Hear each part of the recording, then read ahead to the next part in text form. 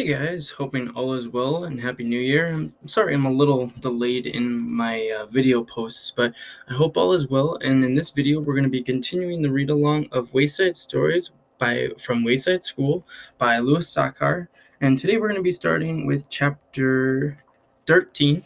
So as always, I'll be showing you any pictures. A lot of the pictures in this book come from the first pages of the chapter, just introducing the student.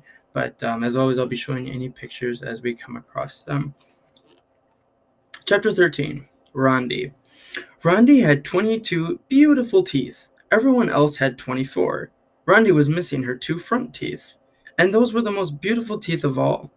"Your front teeth are so cute," said Mrs. Jules. "They make you look just adorable."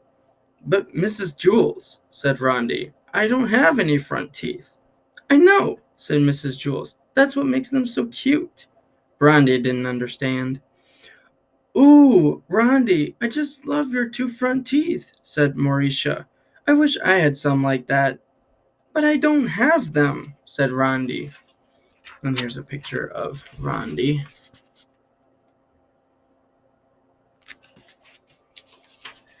"That's why I love them so much," said Mauricia. "Oh, this is silly," said Rhondi. "Everyone thinks the teeth I don't have are cute. I'm not wearing a coat. Don't you all just love my coat? And what about my third arm? I don't have one. Isn't it lovely?" "Love your hat, Rhondi," said Joy. "I'm not wearing a hat," Rhondi screamed. "That's what makes it so interesting," said Joy. "Don't you think so, Leslie?" "Oh, yes," said Leslie. "It's a very nice hat. Nice boots, too."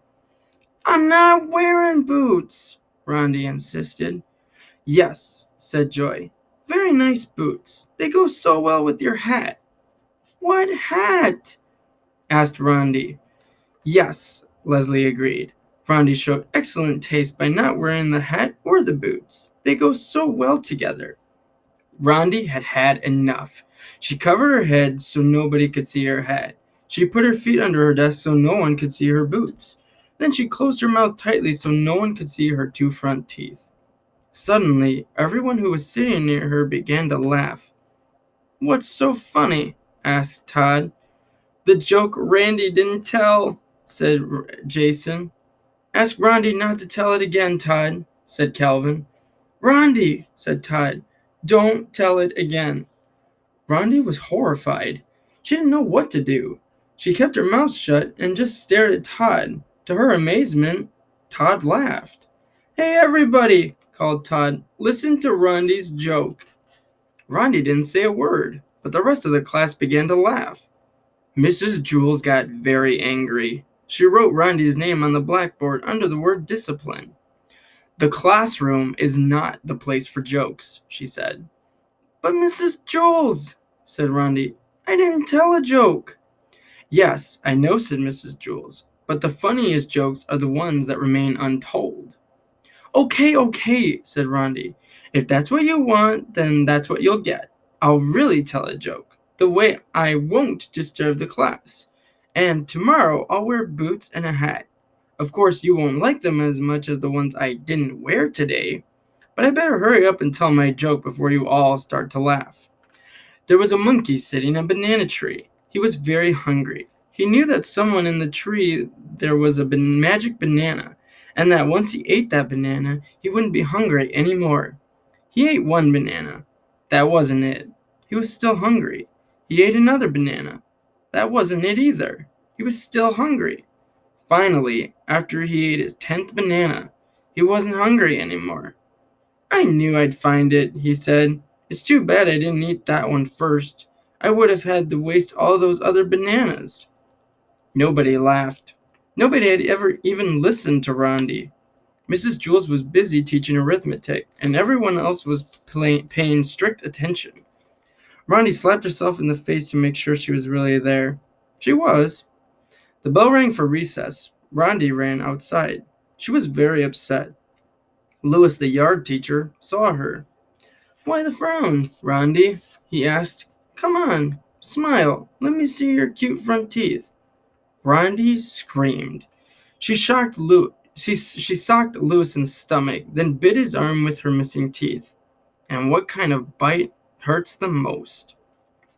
Chapter 14. Sammy.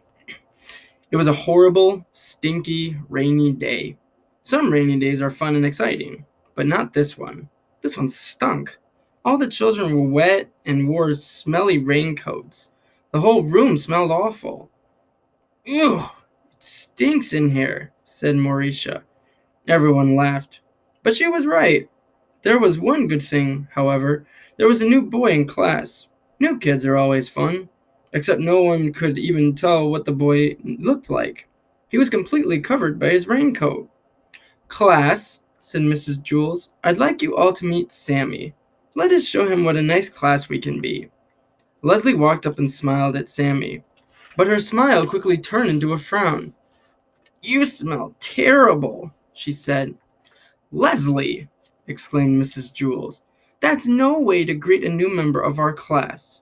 Mrs. Jules wrote Leslie's name on the blackboard under the word discipline. But he does, Mrs. Jules, said Leslie. He smells awful. You're ugly, Sammy replied. Now, Sammy, that's no way to talk, said Mrs. Jules. Leslie's a very pretty girl. She's ugly, said Sammy. Allison spoke up. Well, you smell terrible and are probably even uglier, but nobody can see you because you are hiding under that smelly old raincoat. That will be enough of that, said Mrs. Jules. Now, Sammy, why don't you take off your coat and hang it in the closet? Let us all see how nice you look. I don't want to, you old windbag, said Sammy. That's because he's so ugly, said Leslie. I'm sure he's quite handsome, said Mrs. Jules. He's just shy. Here, let me help you. Mrs. Jules took off Sammy's coat for him, but underneath it was another raincoat, even dirtier and smellier than the first one. They still couldn't see his face. Ugh, now he smells even worse, said Mauricia. You don't all exactly smell like a rose either, Sammy replied. Mrs. Jules took off his second raincoat, but there was still another one under that, and the smell became so bad that Mrs. Jules had to run and stick her head out the window to get some fresh air. You're all a bunch of pigs, Sammy screeched. Dirty, rotten pigs. The smell was overpowering. Sammy just stood there, hidden under his raincoats. Mrs. Jules wrote Sammy's name under the word discipline. Send him home on the kindergarten bus, said Joy.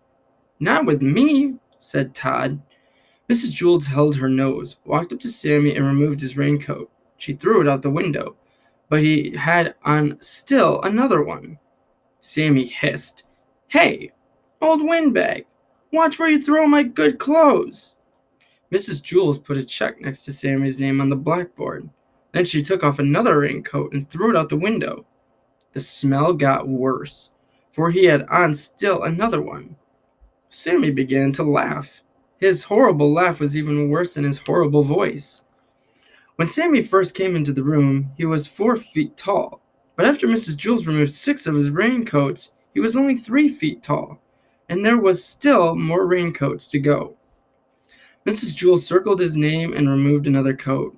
She threw it out the window. Then she put a triangle around the circle and threw another one of his coats outside. She kept doing this until Sammy was only 1.5 feet high. With every coat she took off, Sammy's laugh got louder and the smell got worse. Some of the children held their ears. Others could hold only one ear because they were holding their nose with the other hand. It was hard to say which was worse, the laugh or the smell. Sammy stopped laughing and said, Hey, old windbag, if you take off one more of my coats and throw it out the window, I'll bite your head off. They smell too bad for me to allow them in my classroom, said Mrs. Jules. You can pick them up when you leave. They smell better than you do, pighead, Sammy shouted. Mrs. Jules didn't stop. She took off another one of his coats, then another and another. Sammy was only 4 inches tall, 3 inches tall, 2 inches tall, and at last she removed the final coat. All that was there was a dead rat. Well, I don't allow dead rats in my classroom, said Mrs. Jules. She picked it up by the tail and put it in a plastic bag and threw it away. Mrs. Jules didn't allow dead rats in her class. Todd once brought in a dead rat for show and tell, and Mrs. Jules made him throw that one away too. I'm glad Sammy isn't allowed in our classroom, said Rhondi. I didn't like him very much. Yes, said Mrs. Jules. We caught another one. Dead rats were always trying to sneak into Mrs. Jules' class. That was the third one she'd caught since September. Chapter 15. Deedee. This story contains a problem and a solution. Deedee was a mousy-looking kid. Unlike most children at Wayside School, she liked recess better than spelling. As soon as the recess bell rang, she would jump up from her seat and run out the door. There were big signs in the Wayside School on every floor. No jumping down the stairs. Deedee never seemed to notice the signs. She jumped down the stairs. Some children took the stairs 2 at a time. Deedee took them 10 at a time. That was on the way down. It was funny. She never seemed to be in quite the same hurry on the way back up. And here's this picture of Deedee. There was another sign at the Wayside School. No cutting across the grass. Deedee must not have seen that one either. She cut across the grass and ran up to Louis, the yard teacher. I want a green ball, Deedee said. The green balls were the best. I'm all out of green balls, said Louis. Okay, then I want a red ball, said Deedee. The red balls were just about as good as the green balls. They didn't bounce as high, but actually, sometimes you don't want a ball to bounce too high. I'm all out of red balls, too, said Louis. Do you have anything left? Asked Deedee. Deedee meant anything besides the yellow ball. There was one yellow ball at Wayside School, and Louis was always trying to get rid of it. It didn't bounce, and it never went the way it was kicked. Anything at all? Asked Deedee. Today is your lucky day, said Louis. I have one ball left, just for you, the one and only yellow ball. No thanks, said Deedee. Aw, come on, take it, said Louis. Why don't you ever have any green or red balls? Asked Deedee. I do, said Louis, but the other children ask first. By the time you get out here, they're all gone. But that's because I have to come all the way from the 30th story. How do you expect me to compete with the kids from the first or second? She asked. That's why I saved you the yellow ball, said Louis. Everybody wanted it, but I saved it just for you. I bet, said Deedee. She took the yellow ball and bounced it on the ground. It stopped dead with a thud. She stepped back, ran up, and kicked it. It went backwards over her head. She didn't bother chasing it. Instead, she played hopscotch with Jenny and Leslie. She thought it was disgusting. The next day, Deedee asked Mrs. Jules if she could go to recess early. Why? Asked Mrs. Jules. So I can get a green ball before Louis gives them all away, said Deedee. I'm glad you have a good reason, said Mrs. Jules. Yes, you may go, but first, spell Mississippi for me.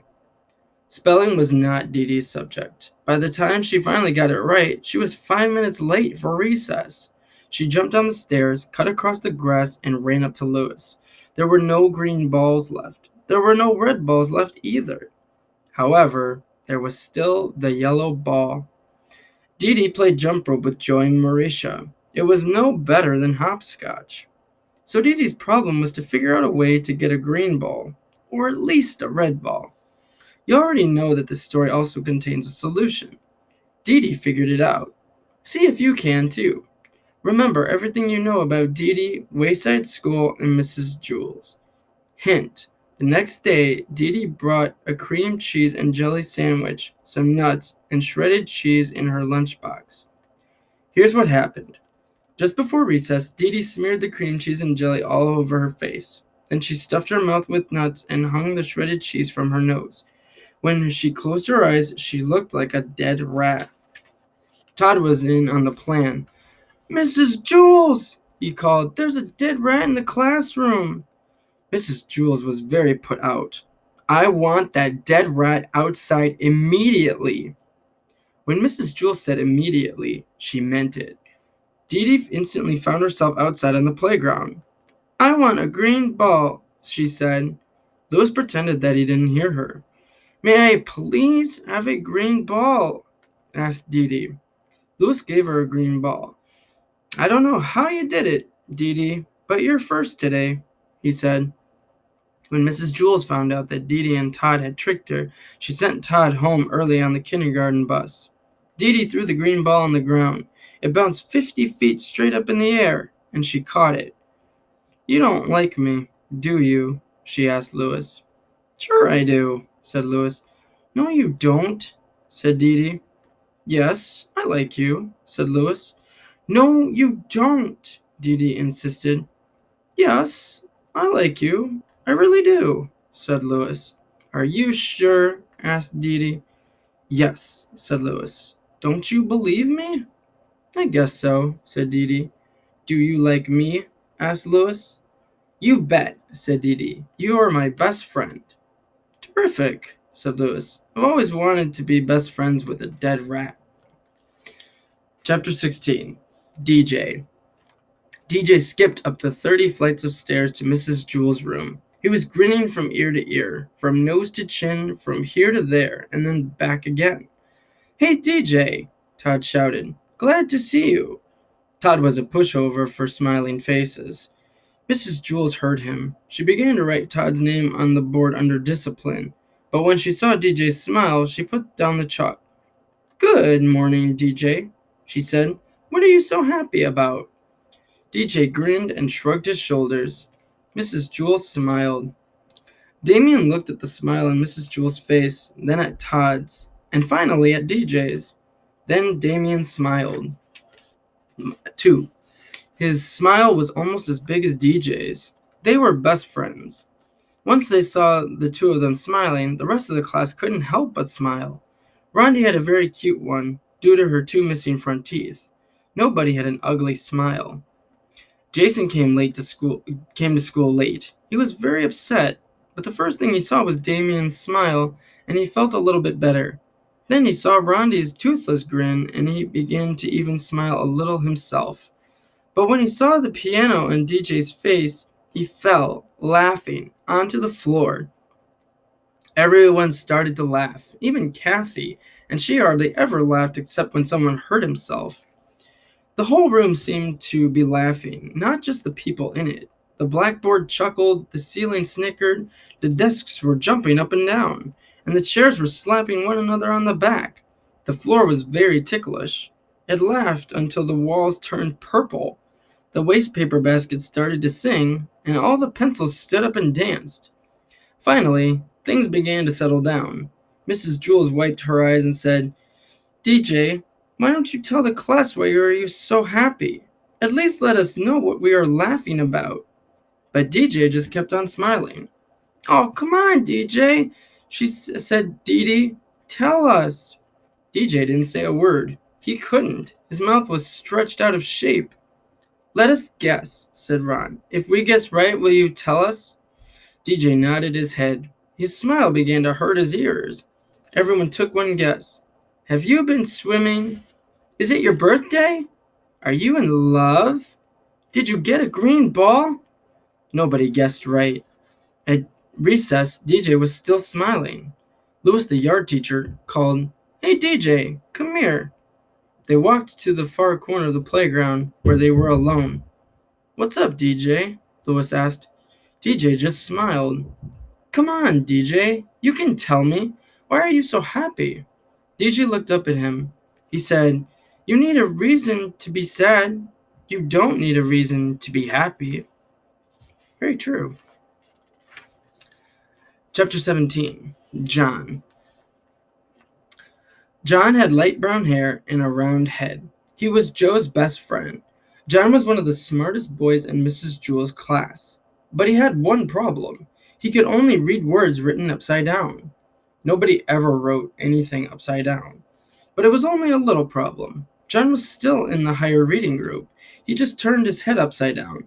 It was easier for John to turn his book upside down than to learn to read correctly. But the easiest way isn't always the best way. Mrs. Jewls said, John, you can't go on reading like this. You can't spend the rest of your life turning books upside down. Why not? Asked John. Because I said so, said Mrs. Jewls. Besides, what happens when I write something on the blackboard? You can't turn the blackboard upside down." "No, I guess you're right," said John. "I know I'm right," said Mrs. Jules. "You are going to have to learn to stand on your head."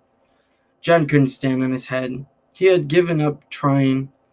You would have too if you had fallen over as many times as he had. Joe was John's best friend. He could stand on John's head. Every time John fell over, Joe stood on his head. After all, what are best friends for?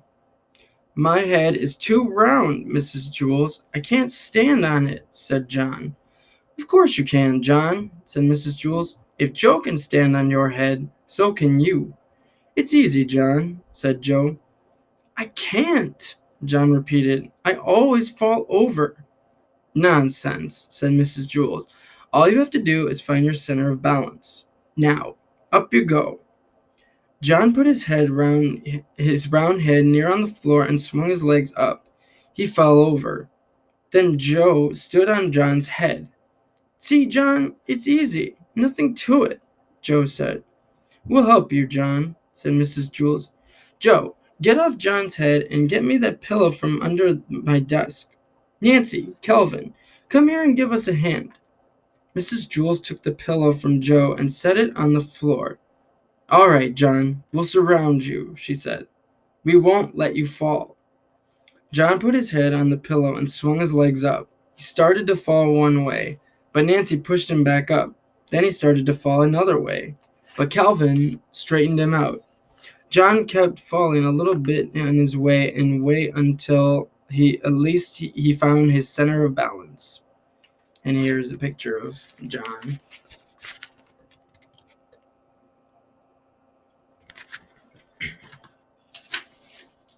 "Hey, look at me! Look at me!" said John.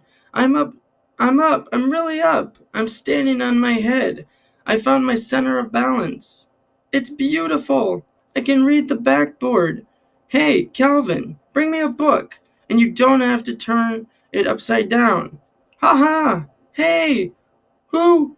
Nah! Bam! While Calvin went to get the book, John fell flat on his face. "You better stay off my head, Joe," he warned. "Are you all right, John?" said Mrs. Jules. "Yes, I think so. I feel a little funny. Hey, I can still read the backboard, and I'm not upside down. I can read right side up now. When I fell, I must have flipped my brain or something." "That is wonderful, John," said Mrs. Jules. "Here, put the pillow back under my desk. As a reward, you may have a Tootsie Roll Pop. They are in my coffee can on top of my desk."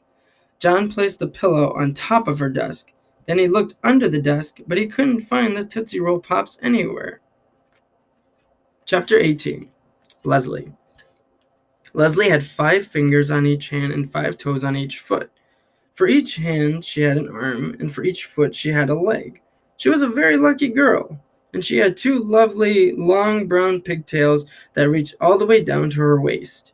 When Mrs. Jules asked a question, Leslie could raise one of her hands. When Leslie was adding, she could count on her fingers. When Paul pulled one of her pigtails, she could kick him with one foot while standing on the other. But Leslie had one problem. She didn't know what to do with her toes. She had 10 adorable little toes and nothing to do with them. As far as she could tell, they served no useful purpose. "Suck your toes, that's what I do," said Sherry. But Leslie's foot wouldn't reach her mouth. "Well, that's all toes are good for," said Sherry. She put her foot into her mouth and went to sleep. "No," thought Leslie. "There must be good for something. They just have to be." During recess, she asked Dana, "Dana, what do you do with your toes?" "I scratch the back of my legs," said Dana. "First I scratch my left leg with my right foot. Then I scratch my right leg with my left foot." "But my legs don't itch," said Leslie. "That's good," said Dana. "In that case, you can scratch my legs. With your help, I can scratch both legs at the same time." "No, never mind," said Leslie. She walked up behind Louis, the yard teacher, and hopped on his shoulders. "Louis," said Leslie, "I don't know what to do with my toes." Louis tugged her foot. "Yes, that is a serious problem," he said. But I'll tell you what I'll do. I'll take them off your hands for you, or rather, your feet. Just cut them off and give them to me." "What?" asked Leslie. "You don't want them, so I'll take them," said Louis. "You won't have to worry about them ever again." "No," said Leslie. "I'll give them to Miss Mush," said Louis. "She can make little hot dogs out of them." Miss Mush was the lunch teacher. "No, I'm not going to give my toes away," said Leslie. "All right," said Louis. "I'll give you a nickel apiece for them." "No, you can't have them," said Leslie. "Why not?" Louis asked. "They're no good to you, anyhow. And think of all you can buy for 50 cents. The bell rang. "I'll think it over," said Leslie. She ran back to class. "Mrs. Jules," said Leslie, "I don't see any reason for keeping my toes." "Oh, Leslie, I'm sure there are lots of good reasons," said Mrs. Jules. "Well, I can't think of any. My legs don't itch, and I can't get my foot in my mouth. Louis offered me a nickel apiece for them, and it seems like a good deal. But I wanted to check with you first." "I think Louis was pulling your leg," said Mrs. Jules. "No," said Leslie. "He was pulling my toes." "What would he want with your toes?" asked Mrs. Jules. "I don't know," said Leslie, "but if he's willing to give me 5 cents apiece for them, and I'm going to take him up on it, that's 50 cents. At lunch, Leslie walked up to Louis. "Okay, Louis," she said, "you can have my toes for a nickel apiece. That will be 50 cents. "Not so fast," said Louis. "Let me look at them first." Leslie took off her shoes. Yes, said Louis. "The big ones are good, and the ones next to them, but the most I'll give you for the rest of them is 3 cents each." And here's a picture of Leslie.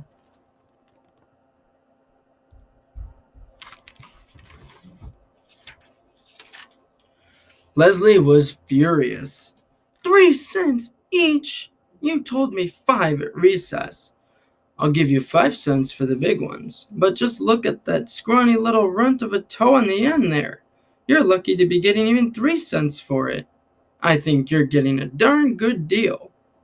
"I happen to like that toe," said Leslie. "Fine then," said Louis. "Keep it. I'll just take the 2 big toes and we'll call it square." He reached in his pocket and pulled out a dime. "Nothing doing," said Leslie. "These toes are sold as a set. It's either all 10 for 50 cents or no deal. What am I going to do with just 8 toes?" "Then forget it," said Louis. "I'm not going to give you a nickel for those scrawny little end toes." "Fine," said Leslie. "No deal. My toes will still be here if you change your mind." She turned and walked toward the hopscotch area. "Wait a second," Louis called. "I'll give you $1 each for your pigtails." Leslie turned around and looked at him with fiery eyes. "Cut my hair?" she exclaimed. "Are you crazy?" And I'll stop the video there, ending chapter 18. But when we continue the read-along of the Wayside stories from Wayside School, we'll be continuing with chapter 19. And as always, guys, please take good care of yourselves, and thank you so much for watching. See you soon. Bye.